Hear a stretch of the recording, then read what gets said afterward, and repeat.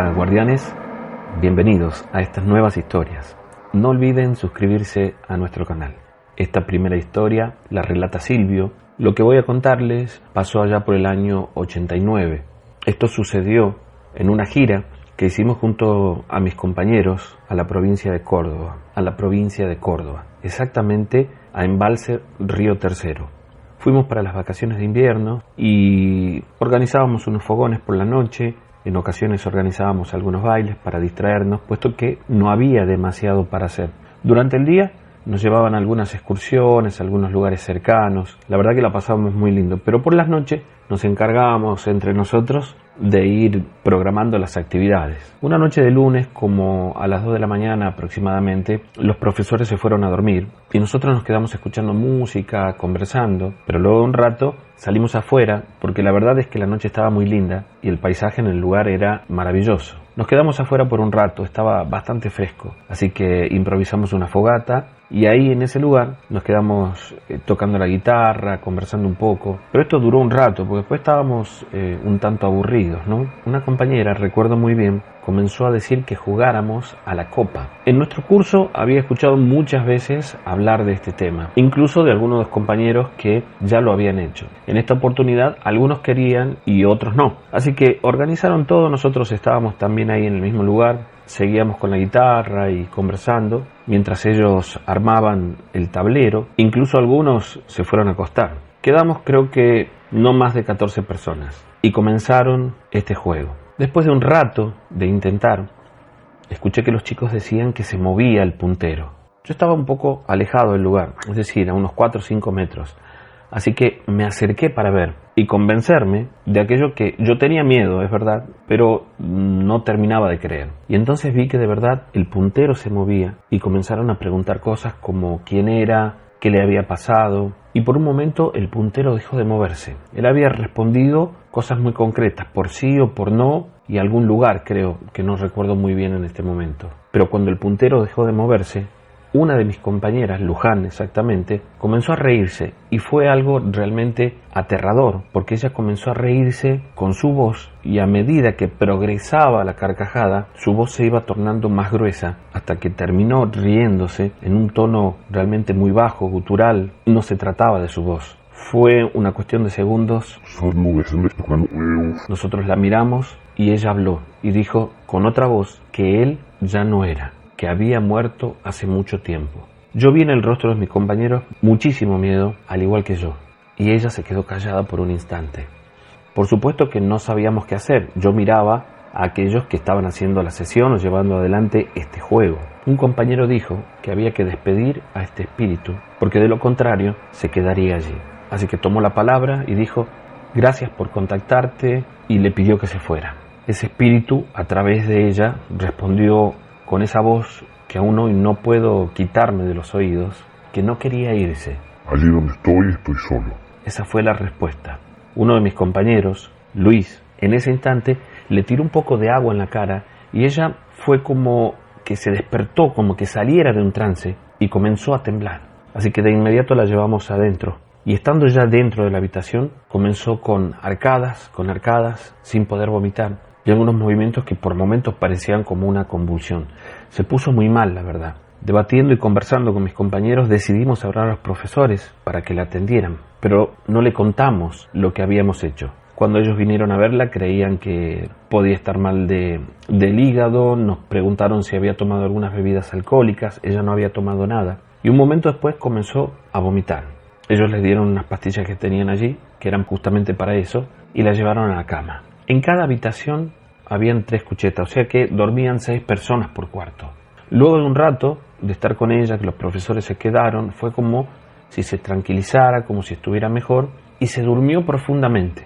Entonces uno de los profesores dijo: nosotros vamos a venir durante la noche, ustedes encárguense de controlarla, pero déjenla dormir. Luego de un rato de haberse dormido, las chicas apagaron la luz y comenzaron a pasar cosas extrañas. A Laura, que dormía arriba de ella, comenzaron a tirarle las colchas y ella pensó que era Luján, pero las otras chicas veían que Luján estaba completamente inmóvil. Luego de un rato también ellas cuentan que sintieron como un suspiro o como una exhalación y vieron a alguien parado cerca de la puerta. Ellas mismas se decían, mirá, ahí está, casi llorando.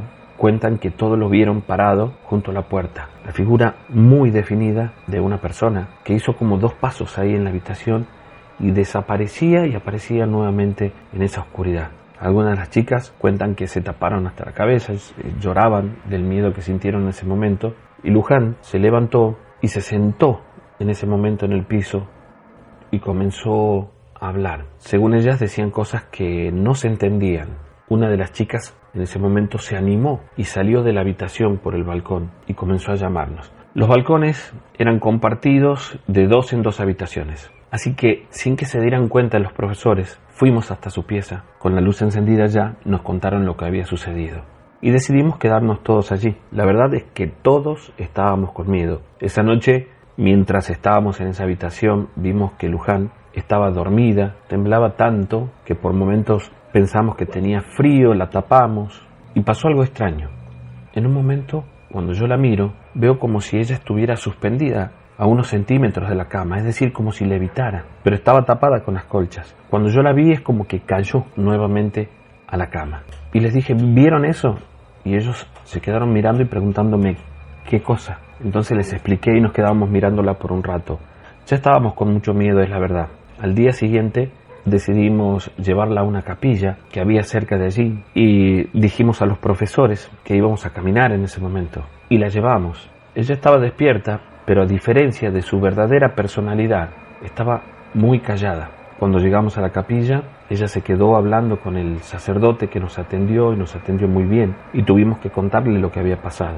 Él en un momento comenzó a orar con la mano en su cabeza y tomándole la otra mano y le hizo una bendición. Nos hizo rezar a nosotros también, estuvimos durante un rato largo. Recuerdo que también mientras oraba le hacía cruces con agua bendita y ella estaba muy callada, muy en silencio. Y siguió así hasta prácticamente cuando volvimos a la provincia de Tucumán. Los días restantes allí en Córdoba no volvió a ocurrirle ningún hecho paranormal, ninguna situación parecida a la que había atravesado, aunque nosotros estábamos con miedo.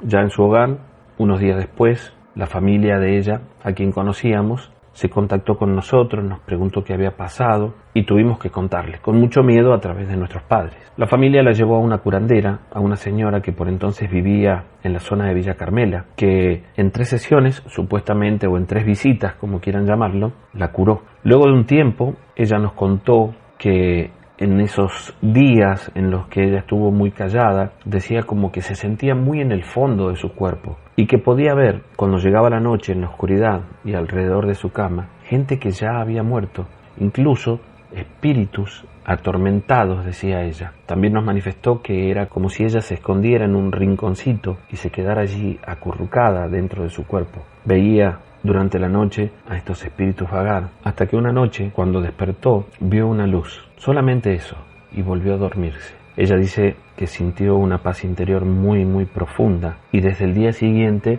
su vida volvió a la normalidad. Por supuesto, pasaron varias semanas hasta que ella se animó a dormir nuevamente y a apagar la luz de su cuarto, de su habitación, a dormir sola, pero tanto a ella como a nosotros nos quedó la certeza de que el juego de la copa no es eso, no es un juego, sino que verdaderamente es una sesión en donde puede entrar cualquier tipo de espíritu.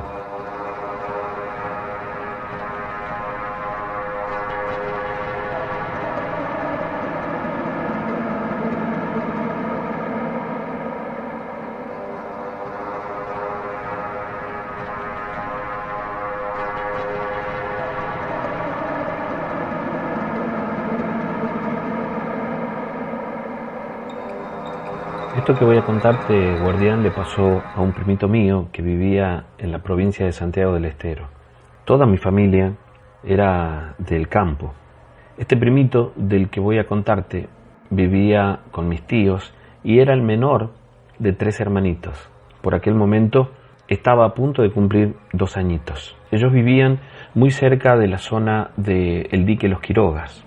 Y ocurrió que en un tiempo mis tíos, como matrimonio, comenzaron a tener muchos problemas, comenzaron a tener muchas peleas y estuvieron incluso a punto de separarse. Toda la familia tenía conocimiento ya de esta situación y era extraño porque ellos habían sido un matrimonio que se llevaban muy bien. Mi tía estaba verdaderamente mal con toda esta situación. Incluso se enfermó mucho porque decían que mi tío estaba saliendo con otra mujer, que tenía otra relación. Como las cosas estaban tan mal, tiempo después nos enteramos que ella fue a una curandera intentando retener a mi tío.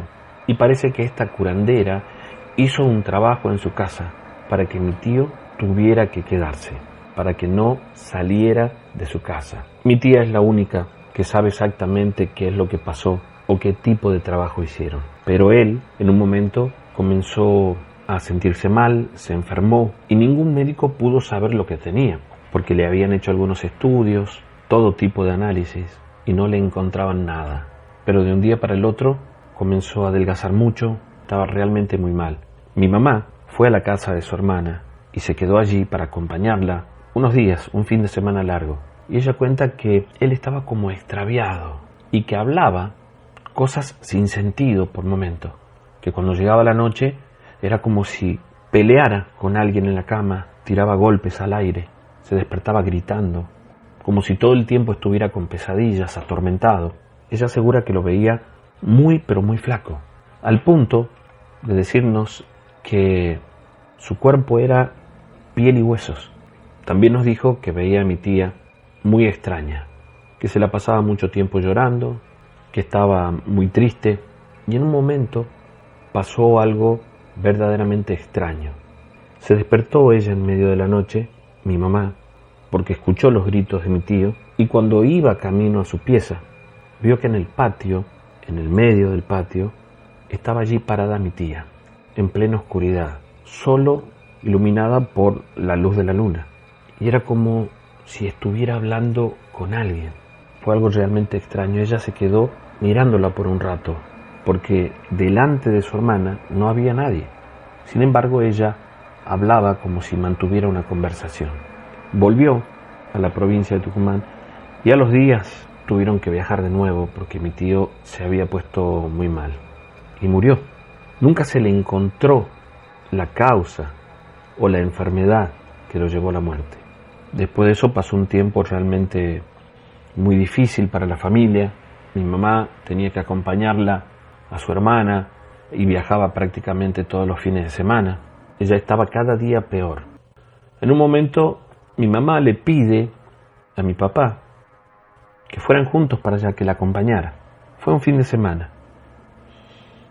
3 o 4 días. Nosotros nos quedamos en casa de mis abuelos, al cuidado de ellos, y allí sucedió algo realmente muy fuerte. Esto que les cuento pasó aproximadamente unas 2 semanas después de haber fallecido, 3 semanas quizás. Cuentan mis padres que mi tía estaba realmente muy mal, como loca, que hablaba sola durante las noches, y que salía al patio, era como si allí tuviera una conversación con alguien. Hasta que en un momento estaban allí los dos viéndola, mi papá y mi mamá, y ella cayó al piso. Se apresuraron ellos para ir al patio y levantarla, y en el momento en el que lo hicieron, dicen que sintieron como cuando un animal camina, como si fuera una cabra, como si fuera algo parecido, sintieron los pasos del animal como alejándose, y mi papá, que estaba levantando a mi tía del suelo, cuando levanta la vista hacia uno de los costados donde terminaba el alambre, asegura que vio a un hombre parado allí, que miraba toda la escena, y que para él las piernas eran como si fueran las de un animal, como los de una cabra. Fue una visión que duró apenas unos segundos y luego, como si fuera humo, dice él, desapareció. Llevaron a mi tía a la cama y comenzó a gritar, se puso muy mal. Esa noche prácticamente no durmieron nada. Mi papá cuenta que esa pieza donde estaba mi tía no tenía puerta, y una vez que ella se había dormido, que estaba como más tranquila, ellos se quedaron tomando mate y entraban cada 2 por 3 para controlarla, para verla. En la casa, en la misma casa, vivían mis 2 primitos. Uno de ellos, el que les conté al inicio, tenía 2 años o un poquito menos. Mi papá dice que en un momento lo sintió como jugando, como hablando, y entró a verlo y estaba sentado en la cama y que comenzó a reírse como un adulto, con una voz muy gruesa. Esto fue algo que lo impresionó mucho y quizás de toda esta situación algo de lo que más lo marcó. Él siempre lo resalta cada vez que nos cuenta. La llamó a mi mamá y ella inmediatamente quiso acercarse para agarrarlo y dicen que él se paró en la cama y con esa voz gruesa comenzó a reírse nuevamente hasta caer luego en la cama. Inmediatamente salieron en el auto a mi papá, lo llevaron hasta Santiago, a 20 minutos de donde ellos vivían, pero que luego de los controles en el hospital no le encontraban nada. Ya con todo este contexto, con todas estas situaciones estaban ocurriendo, mi tía entonces se animó a contarles que ella le había hecho un trabajo a su marido y que lo que le estaba pasando a ella y a su bebé era por su culpa. Supuestamente ella debía entregar a alguien y no quiso hacerlo, y esas eran las consecuencias. Eran como las 10 de la mañana, dice mi mamá, y se despertó mi otro primito, y le llamó la atención que este nenito, mi primito, el que tenía 2 años, no se despertara. Cuando fueron a su cama, tristemente lo encontraron ya sin vida. Por supuesto, que fueron al hospital, que hicieron todo lo que tenían que hacer, y no encontraron causa aparente de su muerte. Ellos decían en el hospital que fue una muerte súbita. Fue muy triste ese momento, realmente traumática para todos, de mucho dolor. Y allí es cuando mi tía intentó suicidarse, pero no pudo. La salvaron entre los familiares, mi mamá. No le deseo a nadie pasar por esta situación. He visto a mi madre sufrir muchísimo con todas estas cosas. Pasó un tiempo y todos temían que ella volviera a hacerlo. La verdad es que fue como perdiendo la razón con el paso de las semanas, los meses, y terminó internada en un asilo para enfermos mentales, donde dicen que todo el tiempo está llorando y gritando. Y las pocas veces que ha recibido visita, que van mis padres, ella dice que habla con espíritus que no la dejan en paz. Su hijito, el otro, hoy es nuestro hermano, vive con nosotros en nuestra casa. Y nos cuesta hablarle de todo esto cada vez que nos pregunta por su mamá y por su papá.